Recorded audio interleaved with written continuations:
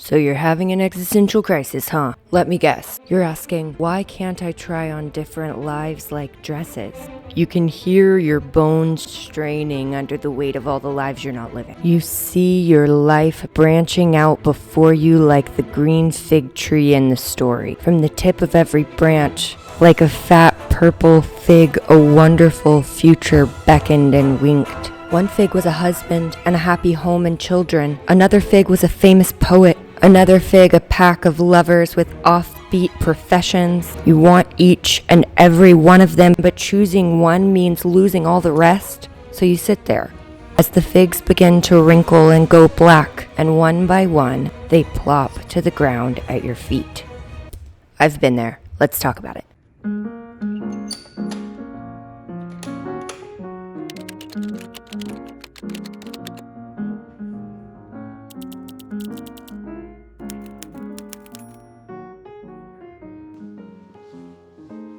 Hi. So this is my first YouTube video. This weekend, a few of my friends and I are throwing a 2007 themed Galentine's party. So I thought that while we throw this party, we could talk about existential dread. Tell you about my personal fig tree allegory crisis and the path I've found out of it. In case you are in a fig tree allegory, I feel like I'm fucking up my life by way of not knowing what I want to do with my life. Crisis. We got this sugar screen printed picture of Kim K to put on a sheet cake. So I need to go to Kroger to get a sheet cake. I'm doing a really emo girl look. I got these nails from Depop. Aren't they so cute? Can you see? I can't decide what I want to do first. I think let's go to Kroger and I'll tell you about my fig tree allegory crisis on the way.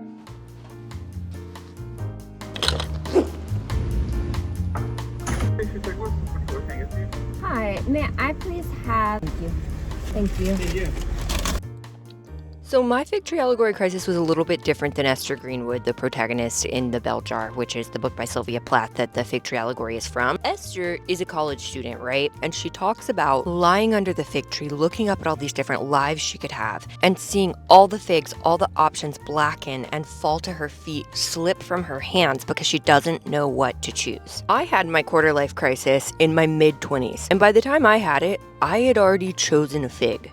I went straight from college to law school, straight from law school to a huge law firm. And it's embarrassing to admit, but I think the whole time I was doing all of that, I didn't really have a lot of dread or indecision because I was so motivated by external validation that I wasn't really emotionally awake. And around 25, I kind of blacked into the emotional experience of my life and had this crisis of, what have I done? I've chosen this life that I can't find myself in. But I think whether you're having a I don't know which fig to pick or I picked the wrong fig crisis, the paths out are kind of the same. The first path out that has gotten me out of many an existential spiral is asking myself, am I imminently in crisis? Or do I have a much more addressable need? Everybody loves to talk about the fig tree allegory, but no one talks about what happens next. After her spirally fig tree moment, you know what she says when she eats a bite of food? I don't know what I ate, but I felt immensely better after the first mouthful. It occurred to me that my vision of the fig tree and all the fat figs that withered and fell to earth might well have arisen from the profound void of an empty stomach. She was hungry. Oh my God.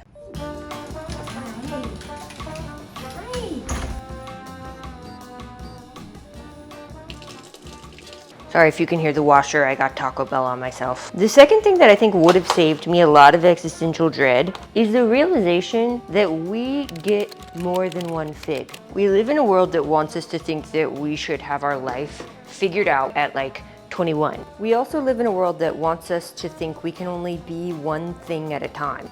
But you will be so many different things over the course of your life. You probably will not have a linear path to where you end up professionally, romantically, etc. And that's a good thing. My friends are here, so I'm kind of losing the plot on this video. But the last thing that I wanted to tell you, regret is inevitable in any life you could have had, and joy is also accessible in every life you could have had, including the life that you have right now. Kelly was saying something. What exactly did you say? I don't think that the universe is trapping you into a situation where if you don't do X, then your whole life is ruined and you've missed your moment. Period. What did you want to be when you grow up? I wanted to be Britney Spears, a veterinarian. I wanted to be a musician. I wanted to be a corporate attorney. I wanted to wear heels to work. And what do you do now?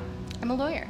I am going to be an occupational therapist. I'm a flute teacher. I'm a developer. What's something you would want to tell younger you? You're gonna fuck up a lot. Find things that make you you. Bigger idiots than you are doing the same thing that you dream about doing, and they didn't think twice about it, so you should just do it. Have a little bit more fun. Be less afraid. Yeah, just be less afraid. What's something that would make younger you proud? To know that I'm about to graduate with my doctorate in May.